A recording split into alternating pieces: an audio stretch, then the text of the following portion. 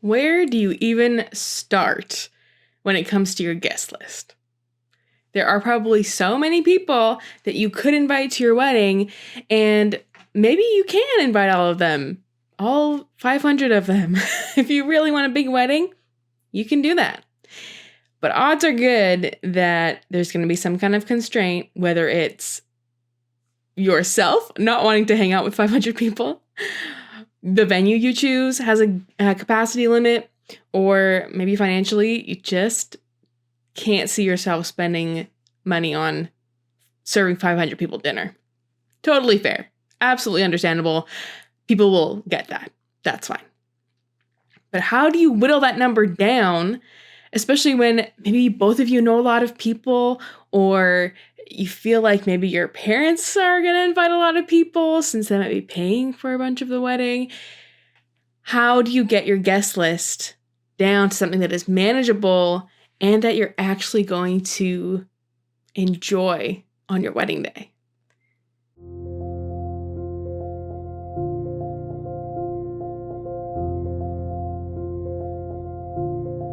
My name is Laura Ann Smid, and I help Catholic couples navigate engagement so they are present and prepared for their wedding day and life as newlyweds. A big part of the wedding day is the people that are at the wedding, right?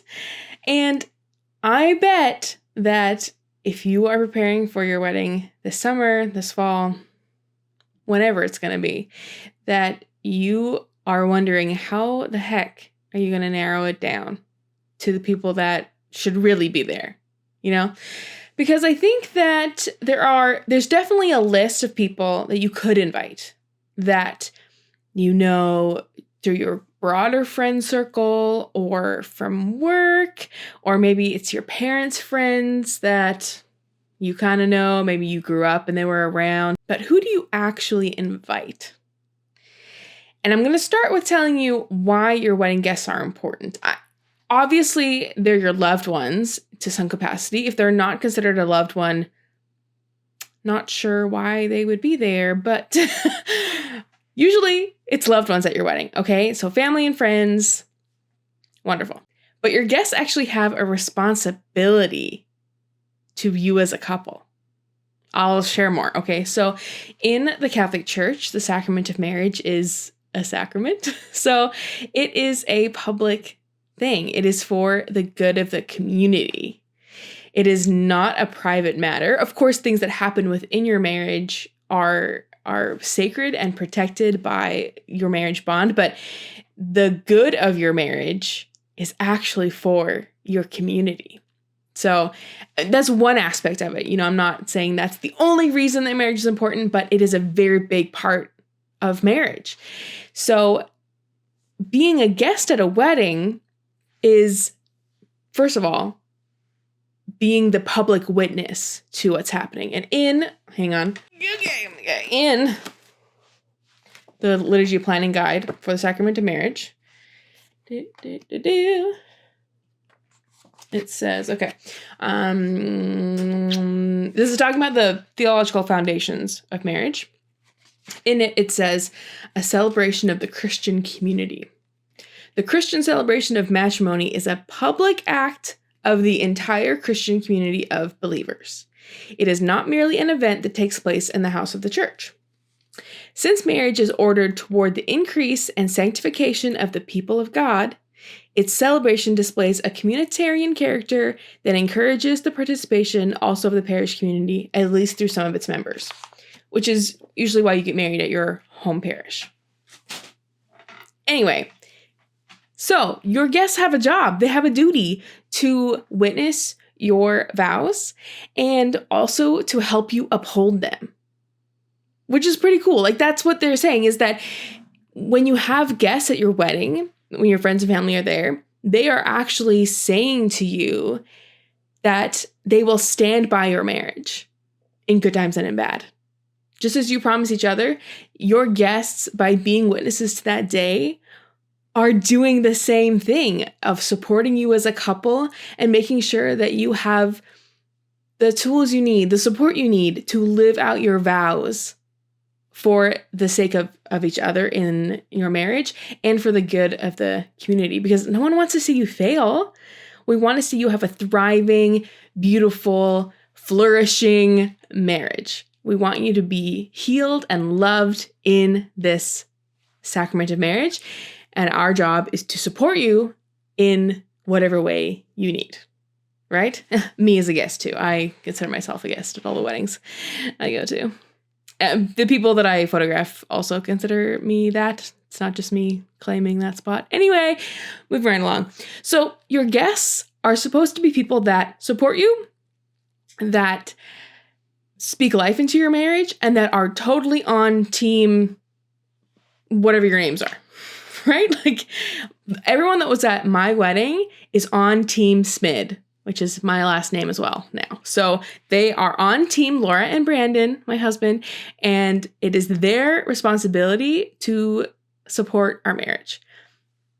I want you to keep that in mind as you figure out who to invite, because if you invite someone and they're really not that invested in your relationship, they don't really need to be there, in my opinion. I really don't think they need to be there. If you are only meeting them that day, I mean, okay, so that's a little different because, right, sometimes maybe you haven't met some family members or whatever, but you know of them, like a cousin on someone's side who they don't live near you, but of course they're going to come to the wedding, so you only meet them that day in person. But it's more so about, you don't need to invite people that are not invested in your relationship. That cousin that you just met that day might be invested in your relationship. Great. Absolutely, they are welcome and you can invite them. I'm not saying don't do that. But if there's someone like from work at a job that you like, but you're not going to see them outside of work ever, other than your wedding day, you really don't need to invite them. Just saying. I'm giving you permission. If you feel like you need permission to not invite your coworkers, this is it, okay? So, how do you get that list? So with all that in mind, the first thing you need to do, I think, I'm assuming that you've already made your priorities for your wedding day. And if you haven't, I will put a link in the notes for my free download. That is the setting expectations section from the wedding guide. And that helps you list out all the priorities for your wedding day, yourself and with your fiance, so that you can come together and say, okay, these are our priorities and this is going to be where we focus our time and energy and money for our day. So go and download that. And once you have your priorities in order, then the first thing you do to figure out your guest list is to make the everyone list. Okay? This is like you sit down with a piece of paper and you write down literally anyone that you feel like you might want to invite. And what usually happens at this point is people feel like they're writing a list of people that they should invite. And so we're going to get that out of your system. You're just going to write the list of anyone who could be invited to your wedding, and then we'll whittle it down. Okay, so the first thing you do is you write the everyone list. And don't hold back, okay? Like, even if you're like, okay, I'm really not going to invite this person, just write down every single person that you could think that might be on the list. And I want you and your fiance to do this separate at first, okay? So you write down your list and your fiance writes down their list, and then you come together and you can check off any repeats. So you at least have that going for you. And then if that's a number that you're happy with based on your priorities, great, you're done. I mean, if that's really something that you're happy with, wonderful. You're finished and you don't have to listen to the rest of this show. Go on to the next thing on your wedding list. But odds are good you're going to look at this list and go, that's a lot of people. Or there are people on this list that I don't really want to hang out with on my wedding day. And that's fair. So the second thing you do is to ask this one question of everyone that's left on this list. Okay? And the question is, can we call this person for help right now? Even if you haven't talked to them in a while, or even if you have to like try and find their current phone number. I know that sounds a bit weird, but can you call them and ask for help? Can you get in touch with them and ask for help? What this question does is separates who probably isn't too invested in your relationship from the people that are. And those are the people that you want at your wedding, because those are the people that are going to live up to that responsibility to be there for you as you live out your vows. This question also helps you look at everyone on your list and determine who you want to invite to your wedding, not based on who has known you the longest, but who is really invested in your life, in your marriage, in being there for you, all those important things. So there are some people, I imagine, that you have known for not very long, that you can say without a doubt that you could call them and ask for help and they will be there for you. And there are probably people that you maybe have known for a long time, but you aren't really in touch with them, and who knows really if they would come to your assistance, and that's okay. Friendships evolve and change over time, so knowing that you don't have to invite people from high school if you're not really talking to them anymore, that's okay. You were friends with them then, you don't have to be friends with them now, they don't have to be at your wedding. Asking this question of everyone on your guest list is also helpful for if you're determining whether or not to add +1s to people's invitations. If your priorities are such that you need your guest list to be smaller, you do not need to add +1s, and this question for sure eliminates +1s that you don't know. Right? If you know someone's girlfriend or boyfriend or whoever that they want to bring with them, maybe that's a little different story. But if your friend is basically single and you won't know the person they're going to bring with them, and your priority says that you need your guest list to be small to accommodate the venue or finances or whatever, you don't have to add a +1, because odds are good you probably couldn't call whoever that +1 is for help. And that's fine. That's fair. But again, this is where making sure your priorities are in order is so that you can say, okay, I would call this person and they could definitely help me. And it's okay that they bring a friend because they'd probably just bring that friend along to help me anyway, right? Like there's those kinds of people. But knowing your priorities, again, is important for this question to really work and to resonate with you about how severe you're going to be when you cut down your list, right? Like if you start with 500 people and you can only have 100 or 50, you are going to need to be ruthless in cutting out people from this list, right? But if you are more flexible, you can say, just like that example I gave, that you can add a +1, and that's fine. If you have gotten to this point where you've both made your list, you've combined them, crossed off any repeats, you've asked the question about whether you can call this guest for help or not, and your list is looking great, wonderful, now you're done. If you still need to narrow down your list after that, there are a few ways that I suggest you do that. And one is to look at your phone history. I mean, we just talked about being able to call people for help, and this is an actual way to see if you would actually call them or text them, whichever. Who have you actually talked to in the last 6 months, a year, maybe, if that's how far you gotta scroll back in your phone, but who have you actually talked to in some capacity? If you haven't talked to them in over a year, I don't think they need to be invited. I mean, the situation depends, but that's a pretty good parameter, don't you think? Okay. Another way to narrow down your list is to consider inviting people to the, okay, this is helpful if you're having like a dinner and a dance kind of thing, okay? You can invite basically everyone to your ceremony, right? I don't think I've said that before, but your ceremony doesn't have to have a cap. It can be whoever, the church you're getting married in is probably the cap, try and fill that church with as many people that can fit. Great. I'm all for that.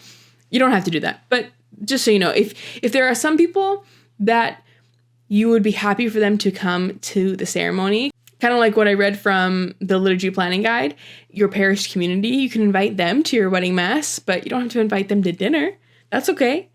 Yeah, so you can invite everyone to your ceremony for sure, but you don't have to invite them to the reception. And the ceremony is the more important part anyway. So that's pretty great as a guest to be invited to that. But what I was originally going to say is that, so you have people invited to the ceremony, and instead of inviting everyone for dinner, because feeding people costs money. It's a big expense. People get that. People understand that it costs money, and they know that you're probably just starting out your life together. There's lots of understanding on the part of especially young adults who understand that feeding people costs money.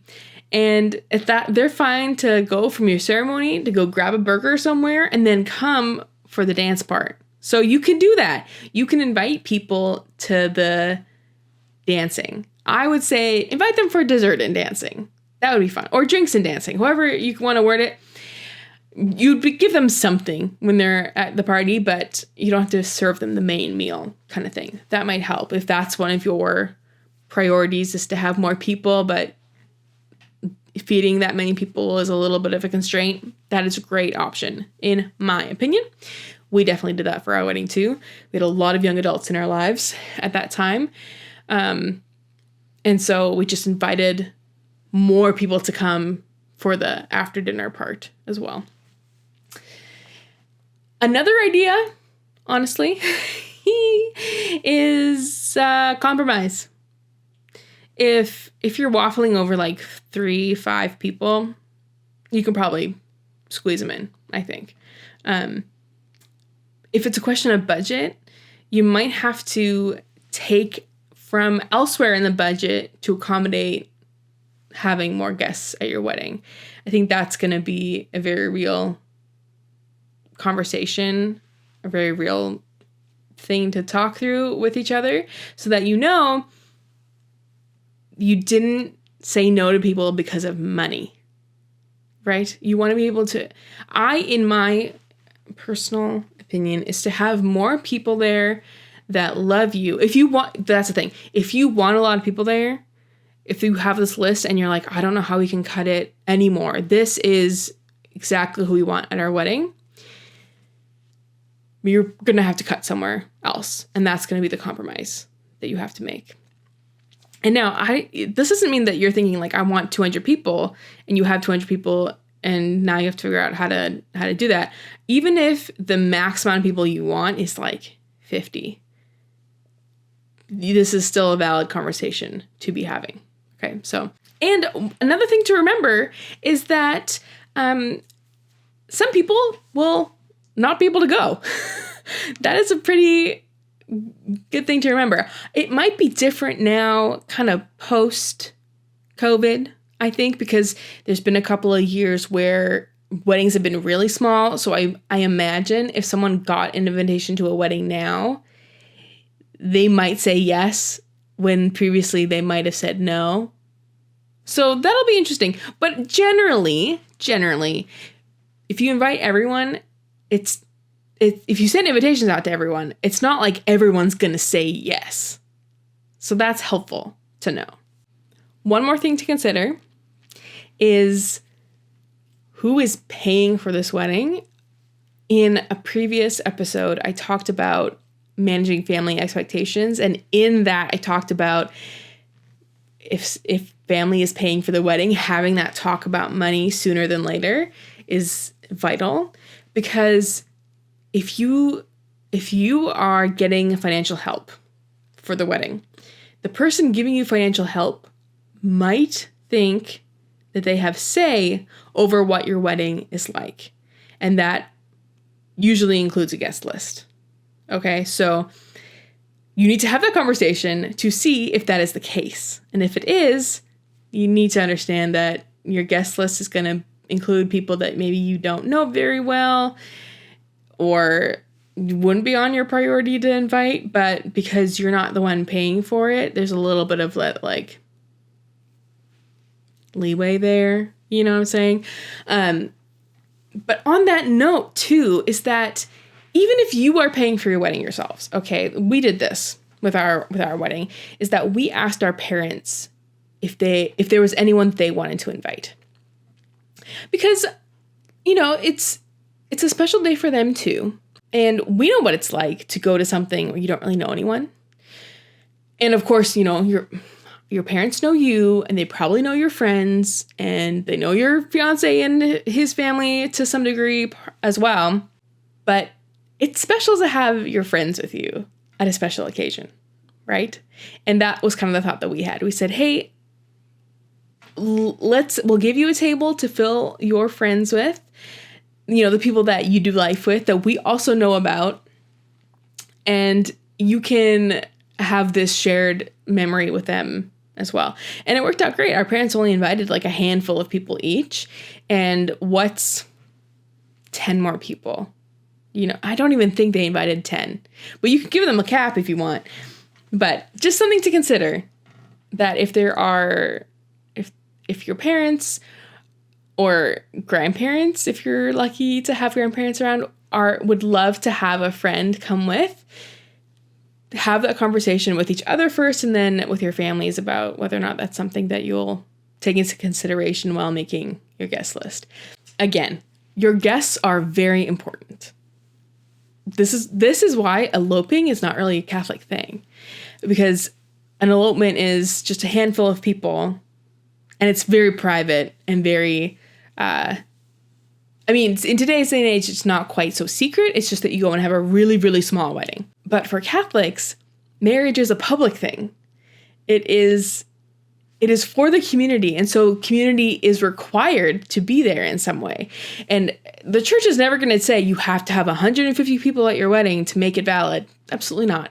You do not. Because we just went through 2 years of having pandemic weddings where there were 5 people, 10 people at a wedding, and those are still valid. But the sentiment is that there are people who are part of the community who are there to witness what is happening. And that is their responsibility as guests to witness it and then to support what happened that day for the rest of your lives. Well, the rest of their lives, your lives, whichever comes first, memento mori.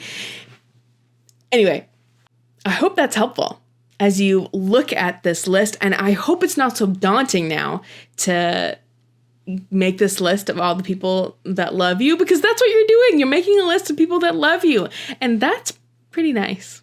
It's pretty nice to have a list of people that love you. And weddings are special that way, where people will make it work to be there and to support you leading up to the day. And those are the kinds of people that are going to do the work to support you in good times and in bad for the rest of your marriage. Good luck making your guest list.